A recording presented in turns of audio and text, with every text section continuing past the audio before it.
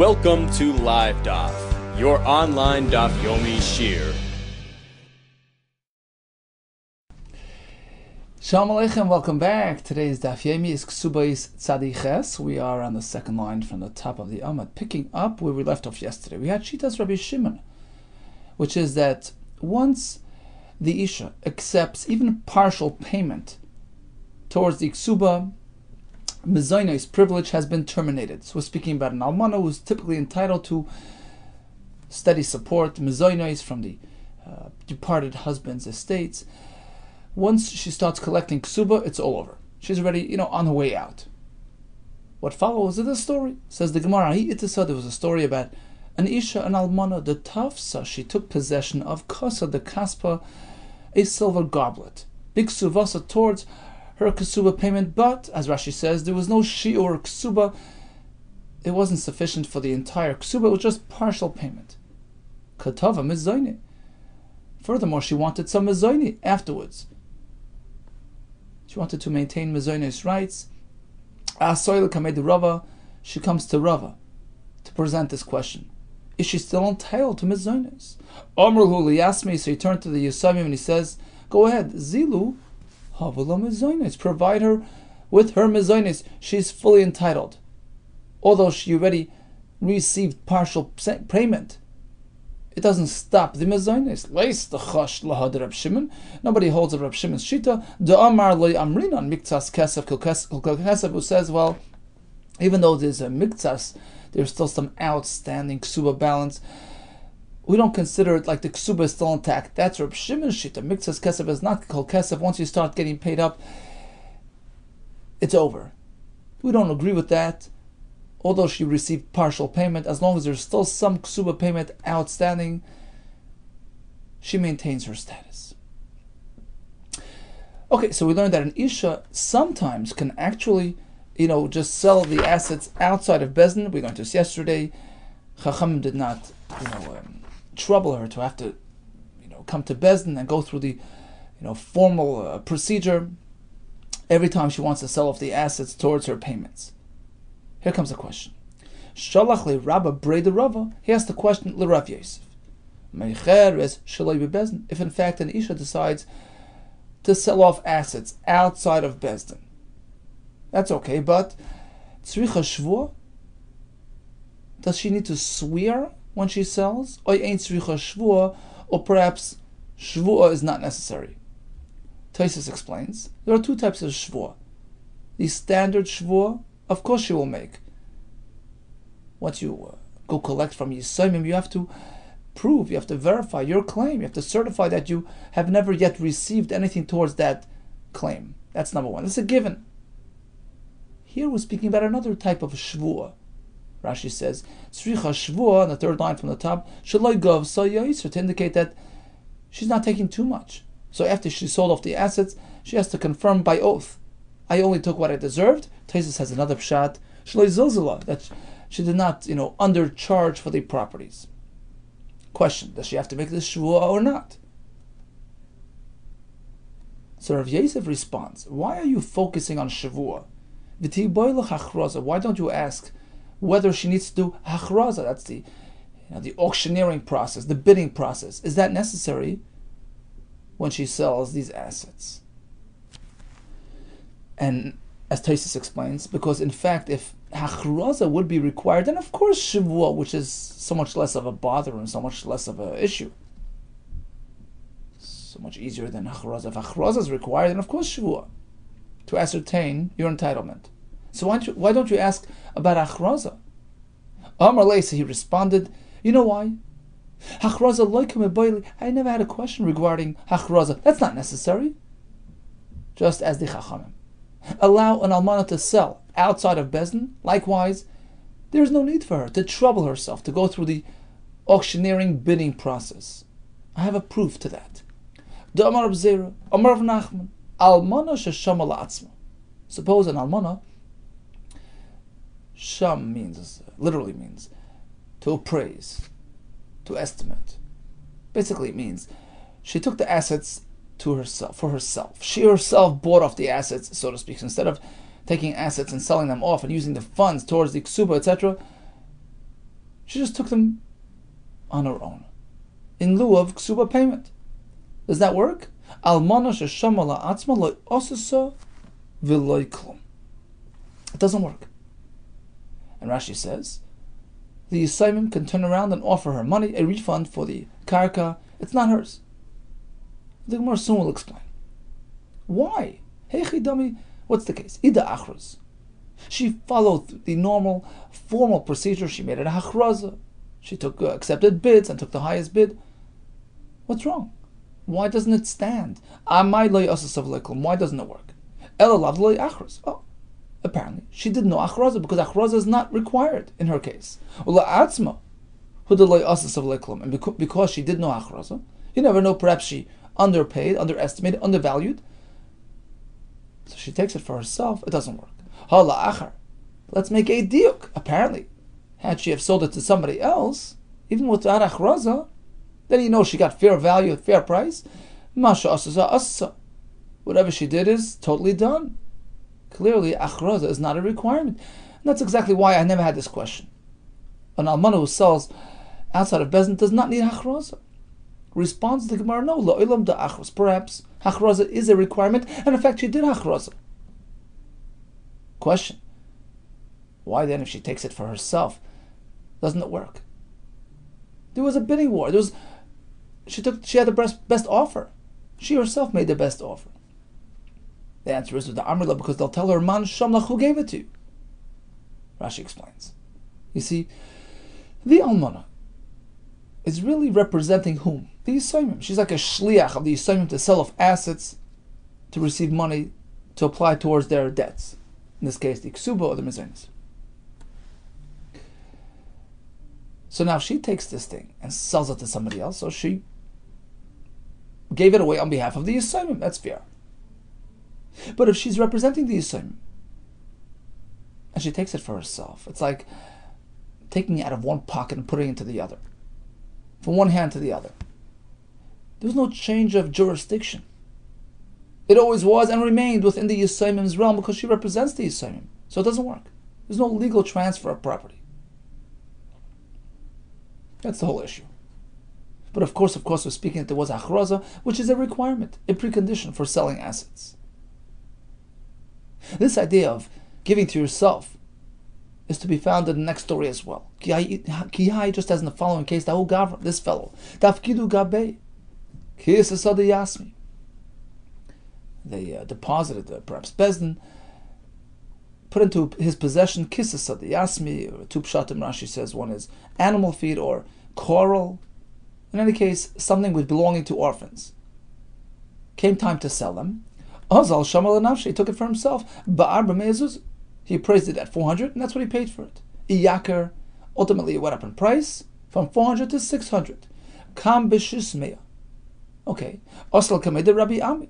He comes to Rabbi Ami. Oh, it belongs to me. I've already purchased it when it was at a low price. Amar lei, it doesn't work. Man shamlach, who gave it to you? You were holding it on behalf of them, so you can't just take it to yourself. There's no change, there's no transfer of property. So this concept is highlighted in that case as well. Back to our question. Almana who sells, achraza is required, shvua is required. V'hilchasa, the halacha is, tzricha shvua yes, but ve'ena tzricha achraza not. That's not a requirement.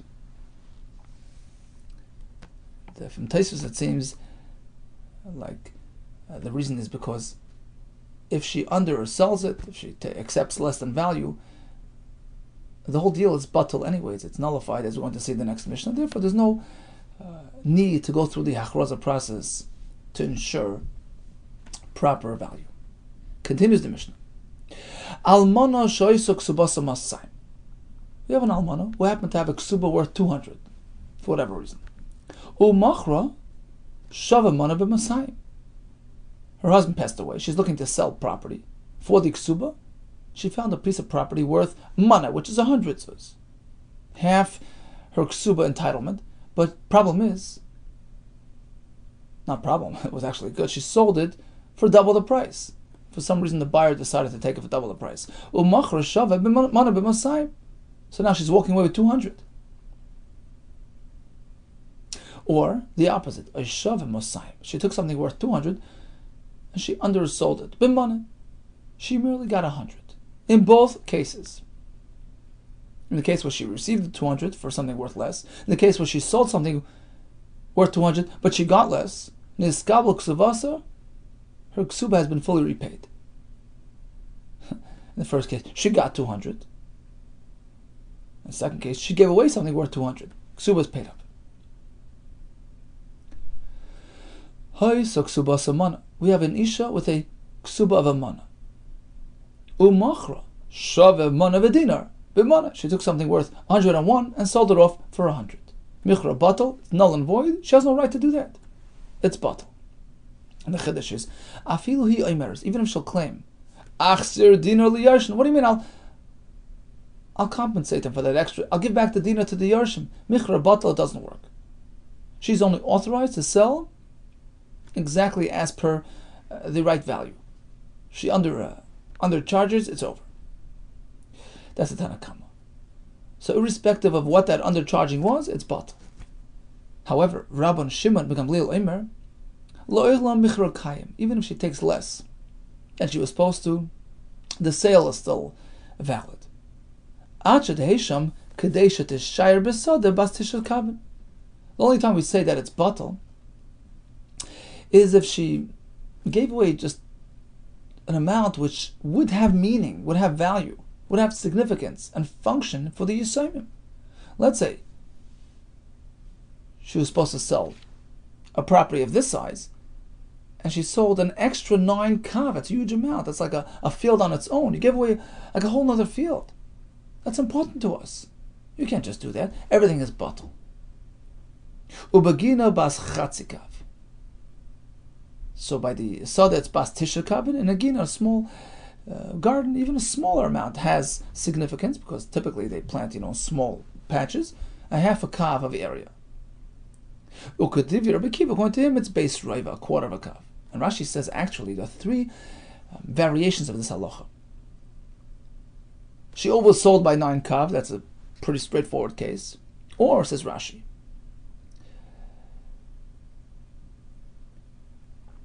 the Yisayimim were left holding, the remaining part of the field and that remained in their possession after the sale was 9 kav. So they have what to work with. They have a full-fledged field, and even if she undersold by just a bit, meaning she gave away a bit too much, even that little bit extra, it's important to us because it's sort of going to be connected to their big field. So it has value, it has significance, it has use, it has function. Or Rashi says, let's say, they only had a few kav, and together with the extra it would have been 9 kav. So in all these cases, since they would be left with some significantly sized field which is useful and functionable, they have a right to block the sale. Finally, says the Mishnah, Anisha has a ksuba worth 400. Comes time to sell off assets. She does it piecemeal, 1 plot of land at a time. To Reuven, she sells a field worth a mana, 100. Second fellow again a mana. Ula achrain. Comes number 4, the last fellow on the list. She undersells. Yafe mana v'dina b'mana. She gives away a piece of land worth 101 b'mana and only takes 100 for it. Question is, does it interfere with all sales or only that last segment? The answer is only that last segment. Shel achron batal, the last transaction is batal because she undercharged. V'shel kulon michron kayim, the previous sales are kayim, are standing. Let's go back to the first halacha in the Mishnah. She had a ksuba worth 200.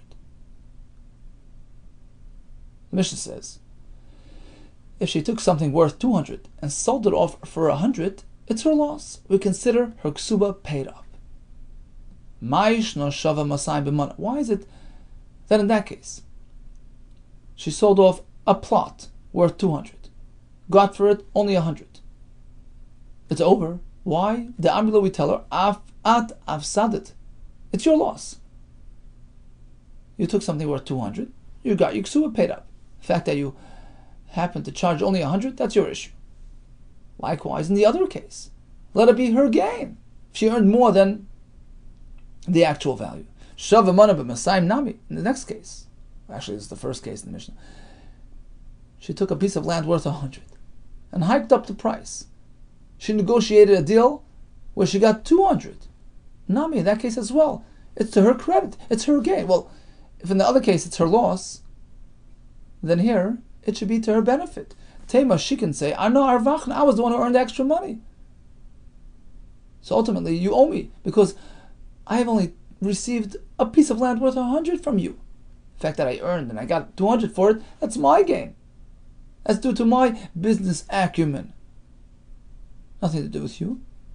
Amar Rav Nachman, Amar Rabbi Baravua, Kan Shana Rebbe. In this Mishnah, Rebbe HaKadosh teaches us, Rebbe who compiled the Mishnah is teaching us an interesting halacha.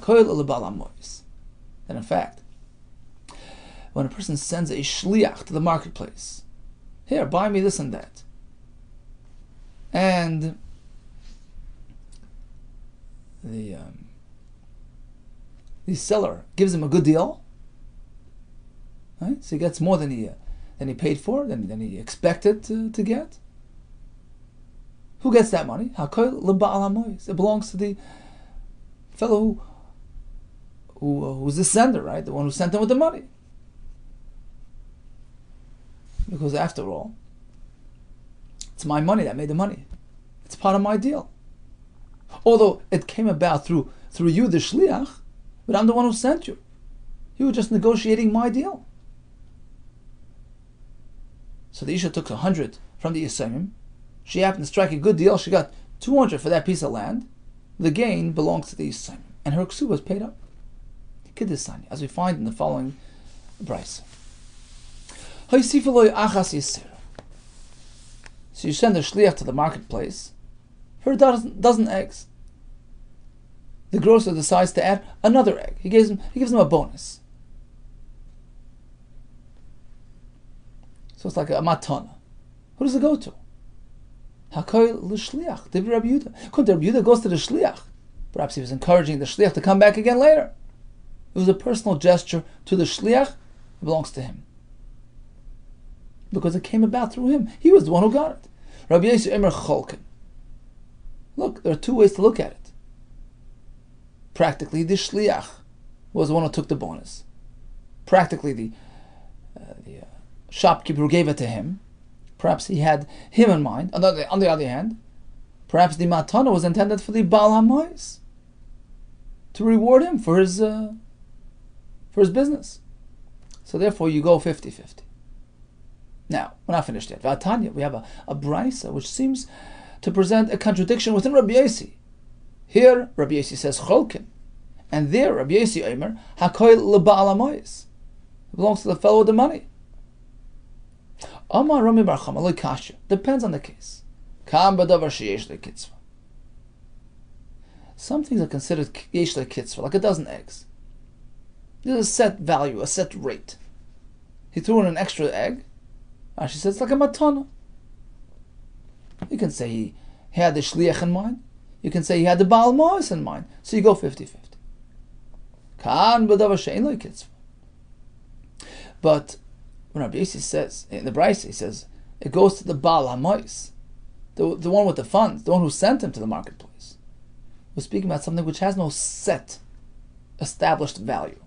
Rashi says, a talas, a chaluk, vegetables even. They're just sold, by estimate. And certainly karka, real estate, has no absolute value. It fluctuates. It's unpredictable. It's ein lo kitzvah.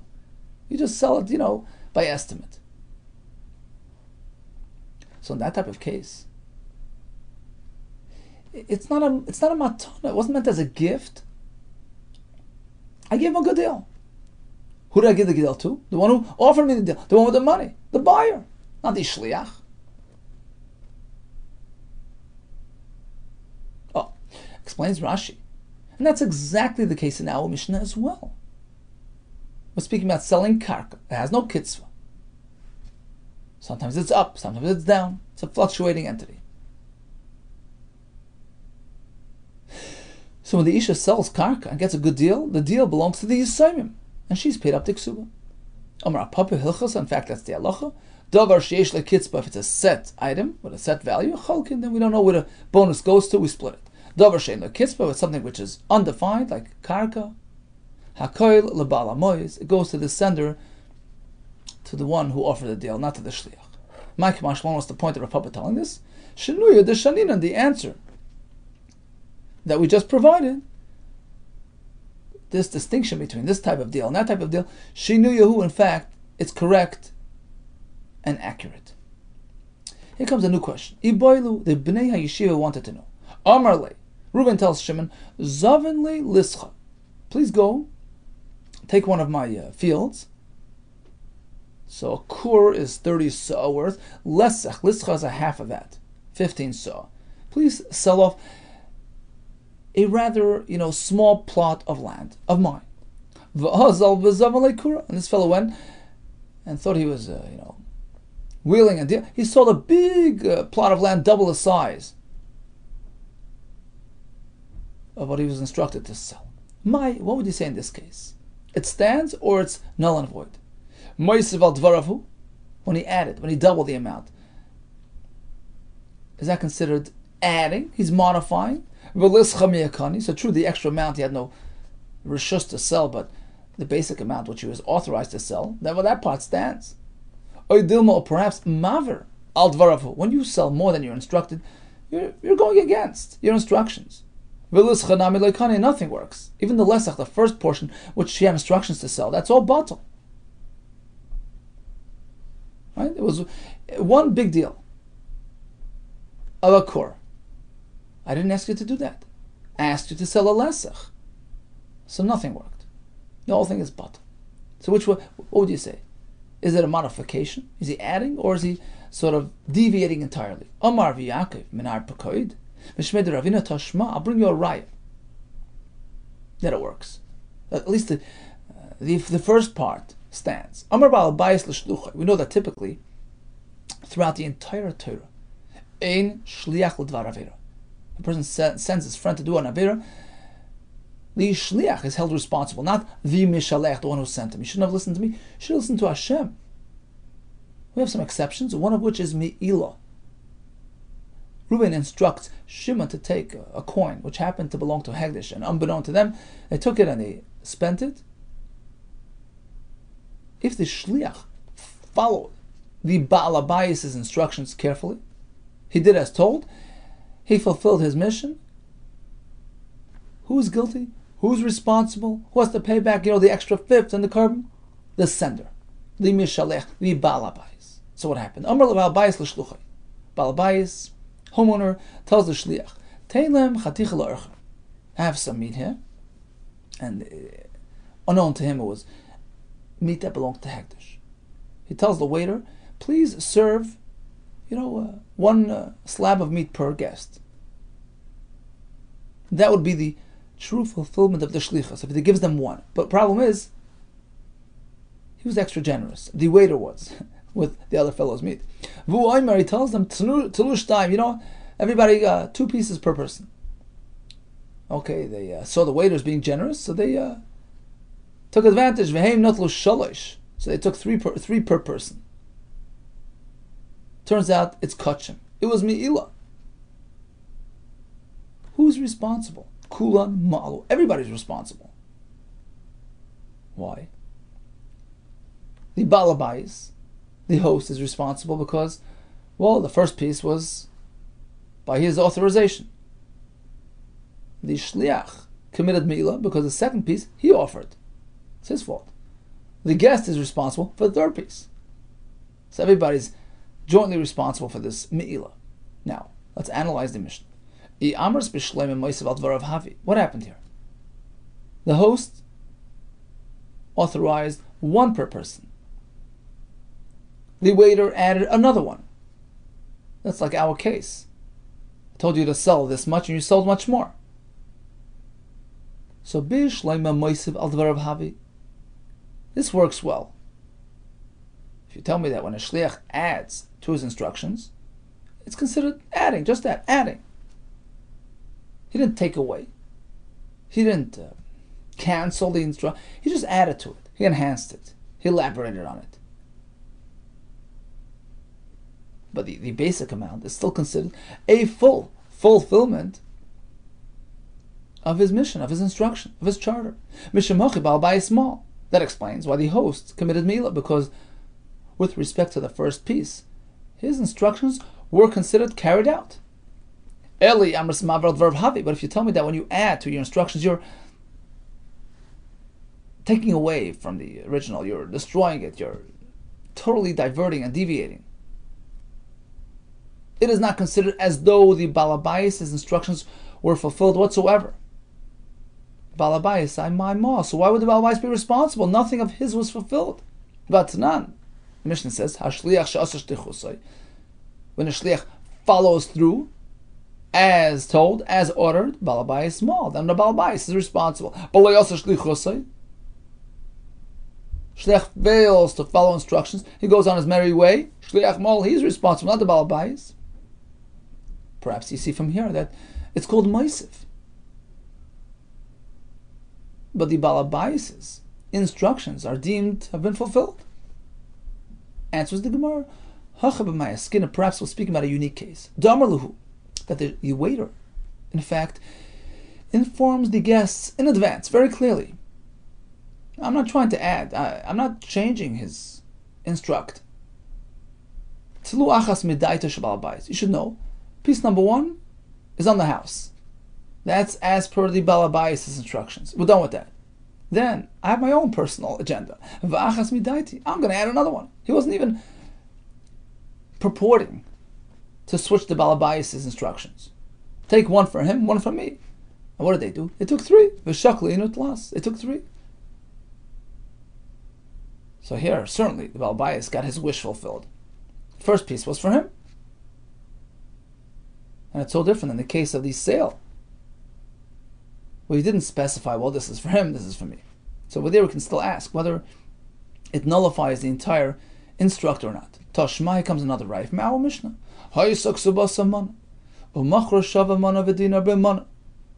She was entitled to a Yiksuba worth a mana, 100. What did she do? She sold a piece of land worth 101. Bimana. With a mana. For a mana. We'll see in a minute what this means. Michra batal. The sale doesn't stand. That's the Mishnah. Let's analyze the Mishnah. Maila. Perhaps let's suggest. The Zavin Shava mana v'dinar. She took a plot of land worth 101 and she sold it for fair value. B'mana v'dinar. For 101. So she got fair value. Problem is, she sold too much. 1 dinar more than what she was supposed to sell. Umay b'mana. And when the Mishnah says she sold it for a mana, it means mana shallah. She sold it towards, to apply it towards her mana that she was entitled to. That's what it means. But in fact, she got 101. She sold it for full price. Problem is, she sold a little bit too much. Umay afilu. So what does the Mishnah mean? Even if she's giving back the dinar, well, obviously she has to give it back. She doesn't deserve it. No, it means like this. I feel here, even if she offers like this, the extra dinar, I'm not just going to refund them. I'm not just going to give them a coin. I'm going to actually find karka and give it to them. I'll buy back a dinar worth of karka. Okay, so that's the case in the Mishnah. She oversold. She sold more than she was supposed to sell, which is similar to our discussion here. You're supposed to sell this much and you sold more. And what does the Mishnah say? Does it work? No. Okay, tani michra batal. It's totally void. So when you add, it nullifies the entire deal. Amar Rav Huna, Breder Rav Nasan, loy b'da'is. No, we're speaking that she undersold. She didn't sell a bigger property than entitled. What happened was that she sold. We're speaking that she sold a bigger property than entitled, but that wasn't the issue.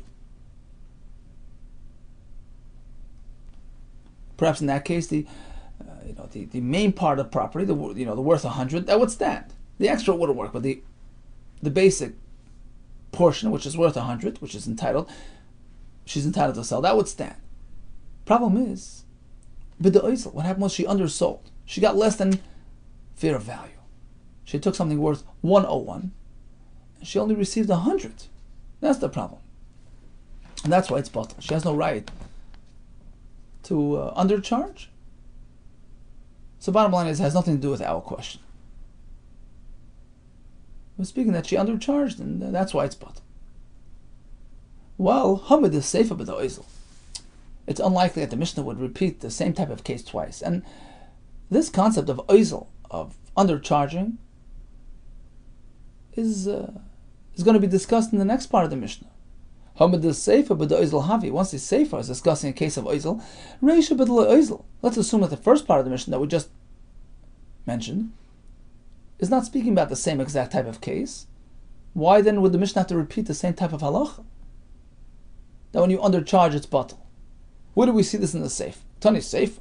Take a look. She was supposed to get 400. First piece of land she sold to Reuven for 100. To Shimon for 100. And to Levi for 100. And when she got to Yehuda, she took something worth 101 and received only 100. What happens when you undercharge? That last segment, the first three are okay. She got fair value, but the last one is batal. The previous sales are okay. So you see, we discuss undercharging in the sefer. Why would the Mishnah have to repeat it? Lie, perhaps not. Reishav is sefer b'doizel. Both the first and the last case in the Mishnah are speaking about undercharging. The previous case and the very last case. Why the repetition? There is a chiddush in the last part. The sefer kamashkman. The chiddush in the sefer is like this. Time of the oizel b'deyasmi. The only reason why it's batal is because it happened to be the last, segment up for sale. So basically, she undercharged something, and brought about her undercharging affected the Yisayimim. Right? We're speaking. She already got 100, another 100, 300. She's only at the fourth 100. She took something worth 101 and undercharged. She's not entitled to that value.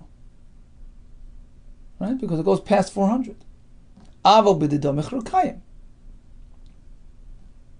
But suppose she would have made the same error with the first three buyers.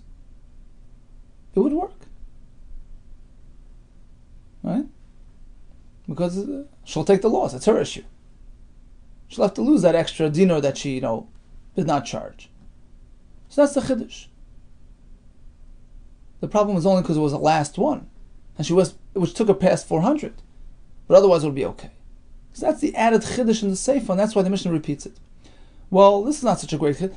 This is something you already know from the Reisha. How about the Reisha shamas mina? Look at the first halach in the Mishnah. She was entitled to 200. She took something worth 100 and sold it off for 200. Or the opposite.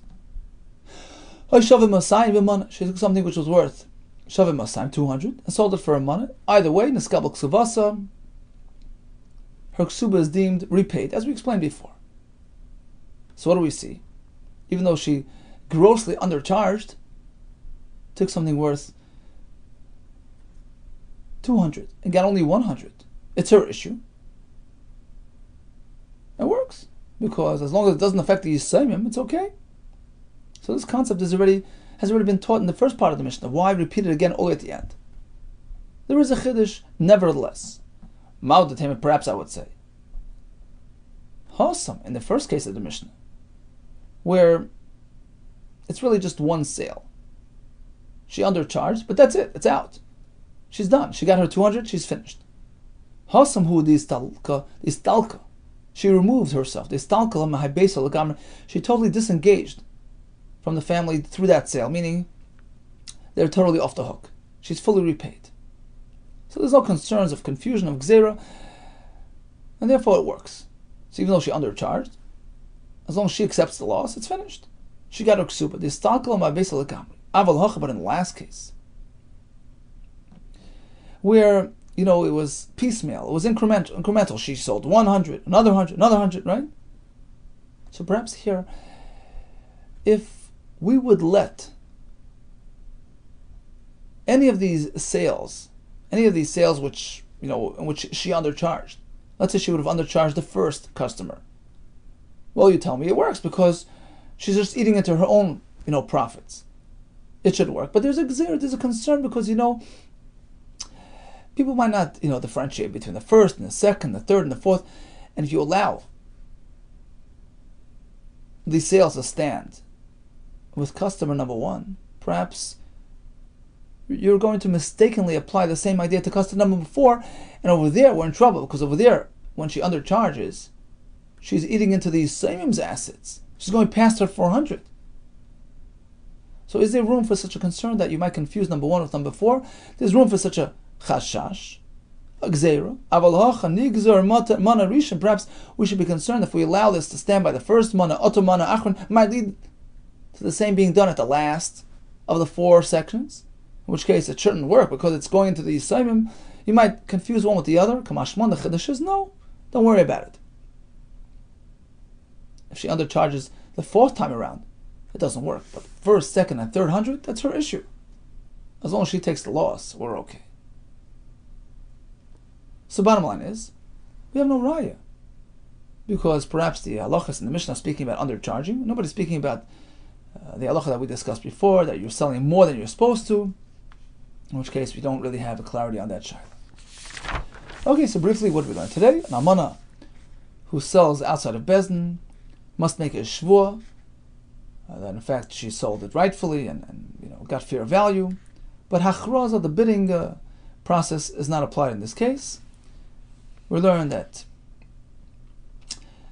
an almana who was supposed to get her 200 took something worth 200 and only got 100 for it, it's her loss. Took something worth 100 and got 200 for it, the Yisayim have a heyday.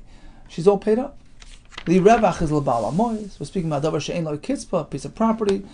There's no set value to it, and it's the gain on that deal is all the Yisayim's, and she's totally paid up. Went into the next shayla about a fellow who was instructed to sell off a small piece of land, added more on his own. Is it considered totally null and void, or do we say at least the authorized section is sold and the rest isn't? We left it standing. All the best to you and much hatzlacha.